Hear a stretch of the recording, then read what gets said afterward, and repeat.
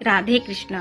महाकुंभ का स्नान शुरू हो गया है। क्या आपको पता है कि सभी स्नान शाही स्नान नहीं है। इस वीडियो को पूरा देखेंगे और जानेंगे कि कौन कौन से दिन शाही स्नान है और कौन सा शाही स्नान नहीं है।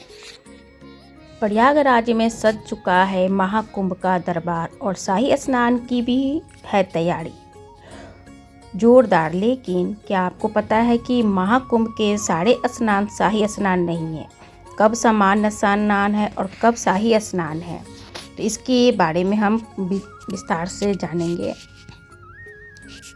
इस साल 13 जनवरी से महाकुंभ स्नान की शुरुआत हो गई है, जिसका समापन शिवरात्रि के दिन यानी कि 26 फरवरी को होगी। शाही स्नान की तारीखों को लेकर श्रद्धालुओं को थोड़ा सा भ्रम भी बना हुआ है।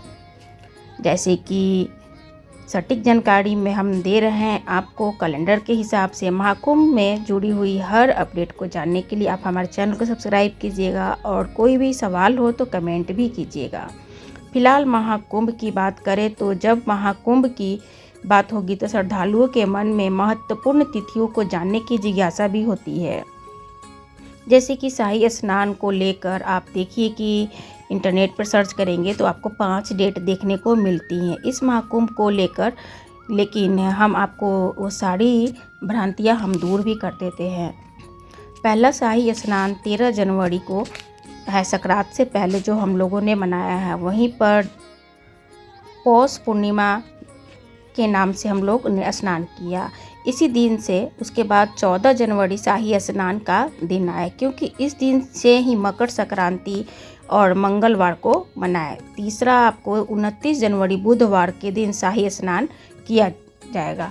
तो वहीं पर उसका बड़ा ही स्नान का मान्यता है कि 29 तारीख को जो मौनी अमावस्या है, तो मेन महाकुंभ का स्नान उसी दिन ही माना जाता है, यानी कि ये भी शाही स्नान है।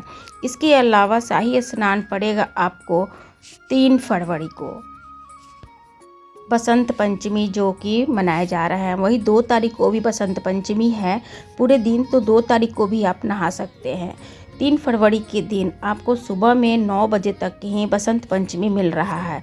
तो 2 तारीख और 3 तारीख बसंत पंचमी है, तो उस दिन आपको दोनों ही दिन आपको महाकुंभ यानी शाही स्नान पे आप स्नान कर सकेंगे।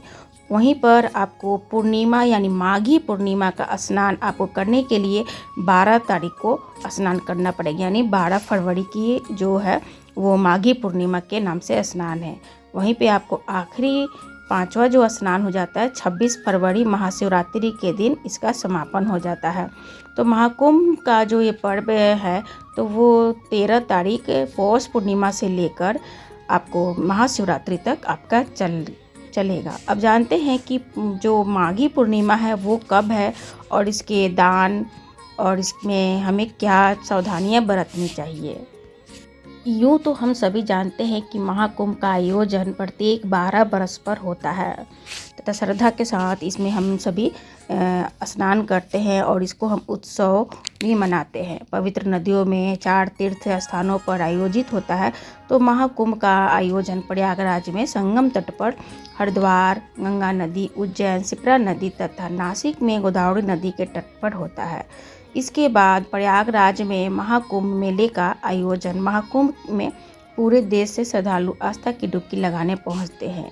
यहाँ तक कि विदेश में भी रहने वाले लोग महाकुंभ में सम्मिलित होते हैं। इस बार तो चढ़कर बढ़कर अभिनेता भी जो है एक्ट्रेस, वो लोग भी कुंभ का आनंद ले रहे हैं और अपना योगदान दे रहे हैं और स्नान कर रहे हैं। बहुतों का मानना है कि मुस्लिम वर्ग के जो लोग हैं वो लोग महाकुंभ से दूर रहें। इसलिए अगर आप महाकुंभ का हिस्सा बनना चाहते हैं तो अपनी तैयारी भी कर लें। आपको हम बता दें कि महाकुंभ के दौरान मुख्य स्नान पर्व पर श्रद्धालुओं को 4 जगह से मेला क्षेत्र में प्रवेश करने को मिल रही है। यह एक न्यूज़ के द्वारा हम आपको बता रहे हैं। वहीं पर 13 जनवरी को पौष पूर्णिमा, 14 जनवरी को मकर संक्रांति की भी यही व्यवस्था पर लागू हुआ था। प्रशासन चारों तरफ से तैयारी की हुई है और कुंभ में जाने के लिए भी आपको अपने तरफ से सरकार पूरी सुरक्षा भी दे रही है। हम आपको बता दें कि प्रयागराज जो क्षेत्र है बहुत बड़ा क्षेत्र है, तो इतना ज़्यादा वहाँ पर भीड़ जैसे जो देखने को मिलता है वृंदावन की गलियों की तरह धक्का मुक्का वहाँ पे हमें नहीं लगता है कि होगा, क्योंकि मैं 2 बार कुंभ का स्नान कर चुकी हूँ और तीसरी बार माता गंगा ने चाहा तो हम स्नान करेंगे, क्योंकि वहाँ का जो क्षेत्र है वो बहुत बड़ा है।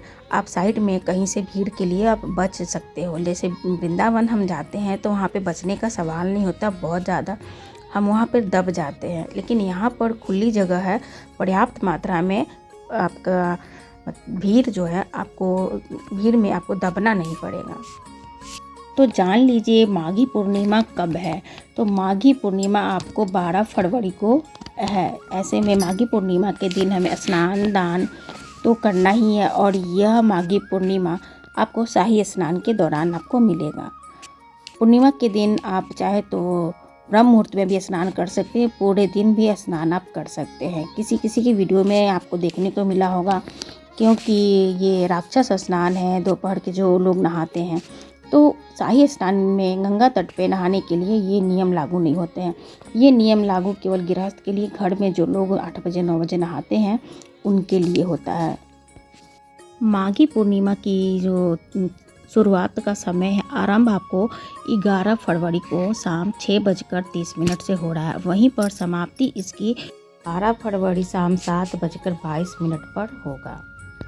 अब चलते हैं कि उस दिन क्या उपाय करें। पंडित प्रदीप मिश्रा द्वारा बताए गए नियम के अनुसार पूर्णिमा के दिन रुद्राक्ष के छिद्र से अगर चंद्रमा का दर्शन होता है तो बच्चे की पढ़ाई में मन लगने लग जाता है। वहीं पर पूर्णिमा के दिन एक चावल का दाना अगर महादेव पर अपनी मनोकामना बोलकर चढ़ाया जाता है तो निश्चित रूप से उसकी सभी मनोकामनाएं जल्दी पूर्ण हो जाती हैं।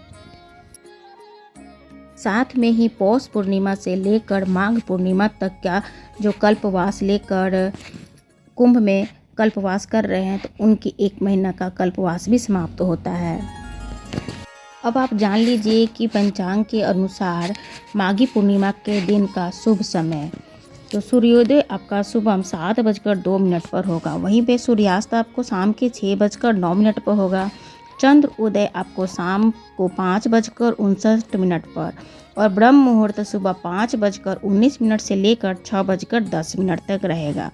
विजय मुहूर्त दोपहर के 2:27 से लेकर 3:11 तक रहेगा। गोधूली यानी प्रदोष काल शाम के 6:07 से लेकर 6:32 तक रहेगा। निशिता मुहूर्त यानी रात्रि का 12:09 से लेकर रात्रि के 1:01 तक रहेगा।